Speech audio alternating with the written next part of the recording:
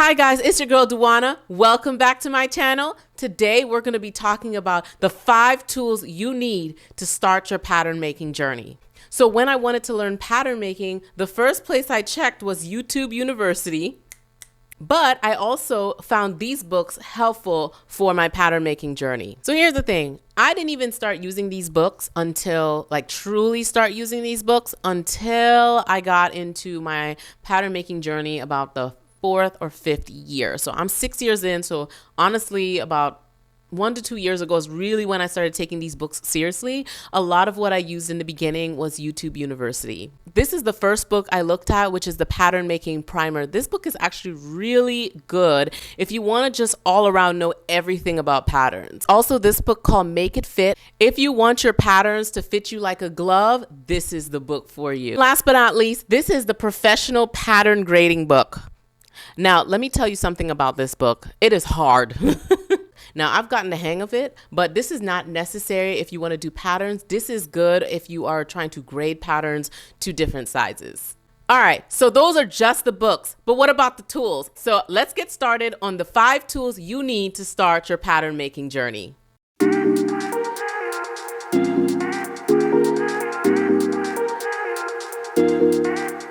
So the first tool you're gonna need is something to measure.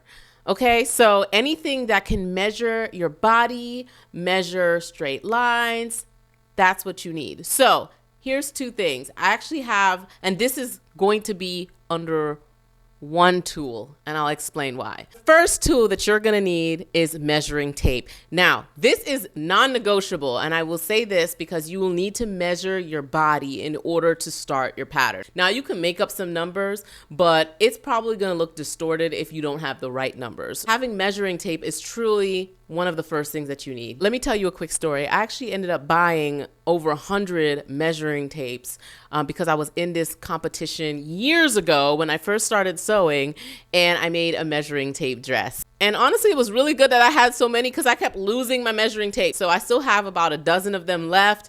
And every time I lose one, I just find another one. This is specifically for measuring your body so that you can make patterns for yourself. Now, this is not 100% requirement if you want to do standard industry sizes. The benefits of using standard industry sizes is if you want to be a pattern maker and make patterns for everyone. Now, if you are trying to make patterns for yourself, you absolutely need a measuring tape because no ruler is going to be able to wrap itself around you. Now, the other thing you can do is use a piece of string, tie it around your waist, find out how long that string is, cut the string and put it against a ruler if you don't have measuring tape. Now, I still recommend this because if you want to measure anything, this is still a good tool. It would be nice to have a ruler, but I'm gonna be honest, if you don't have a ruler, you can just use the side of a book to draw straight lines. So that's why I put for measuring, you can use either measuring tape or a ruler. Now, if you have both, great. But you only need one of these if you want to start right away. Most households tend to have a ruler, so I don't see the problem getting a ruler. The second tool you need for pattern making is a pencil and a pencil with an eraser. I feel like this one is the most self-explanatory. You need to be able to draw your pattern. You want to have an eraser because we are going to make mistakes. There's so many times when I have done 1/8 of an inch instead of 6/8 of an inch, and it does matter. So definitely make sure that you have a pencil with an eraser. You can use a mechanical pencil.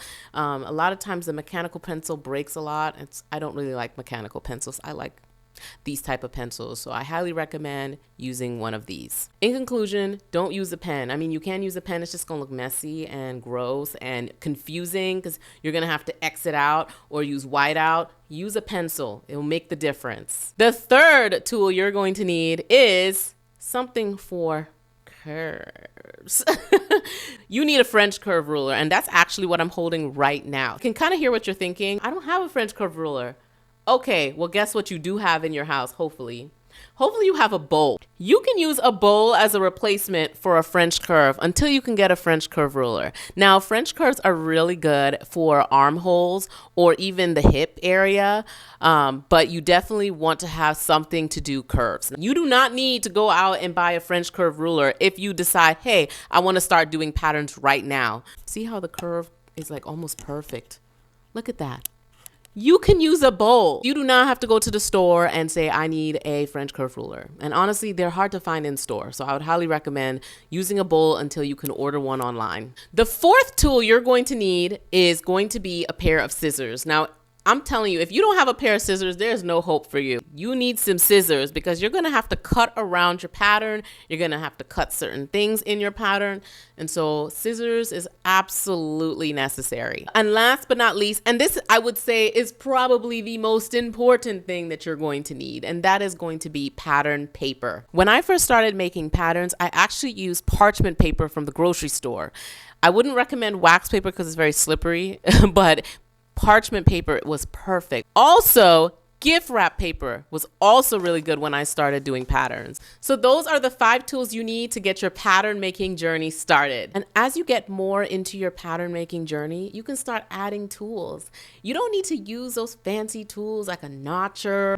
This is to make notches for your pattern. Now, I didn't even use this until last year to make my patterns. And I have come out with 4 or 5 patterns in the past few years. You don't need this. Now, it is helpful, but it's not necessary. So this is for the armhole. You don't need it. Don't go spending your money on things that you don't need.